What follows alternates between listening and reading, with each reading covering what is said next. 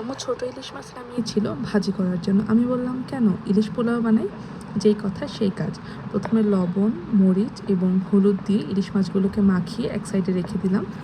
তারপর আমি একটা পাতিলের মধ্যে 1 মুঠ পরিমাণ পেঁয়াজকে ভাজা ভাজা করে তার মধ্যে পেঁয়াজ বাটা, আদা রসুন বাটা এবং কাঁচামরিচ বাটা দিয়ে সেগুলোকে ভেজে তার মধ্যে পাতলা করে দুধ মিশিয়ে রাখা দই দিয়ে তারপর সেগুলোকে জাল হওয়ার জন্য রেখে দিলাম। এরপর আমি জিরে গুঁড়ো, ধনে গুঁড়ো, লাল মরিচ গুঁড়ো, গরম মশলা গুঁড়ো এবং লবণ দিয়ে সেগুলোকে কষার জন্য রেখে দিলাম। মশলা কষার পরে আমি ইলিশ মাছগুলো উপরে সাজিয়ে তার উপর কাঁচামরিচ দিয়ে সেটাকে ঢেকে রান্না হওয়ার জন্য রেখে দিলাম। কিছুক্ষণ পরে মাছগুলোকে উল্টে দিয়ে আবার রান্না হওয়ার জন্য রেখে দিলাম এবং রান্না শেষে সাইড করে পাতিলটাকে রেখে দিলাম। তারপর অন্য একটা পাতিলে পোলাওর জন্য আমি তেল, আদা রসুন বাটা, পোলাওর চাল এবং গরম মশলা দিয়ে এবং সাথে আমি অল্প একটু দুধের গুঁড়া দিয়েছিলাম।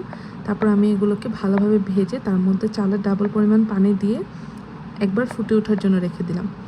সাথে কাঁচামরিচও দিয়েছিলাম এবং ফুটার পরে আমি ইলিশ মাছের মশলাটা মিশিয়ে আবার রান্না হওয়ার জন্য রাখলাম। প্রায় 5 মিনিট পরে আমি ঘি মিশিয়ে চালটাকে অর্ধেক করে সেপারেট করে রাখলাম।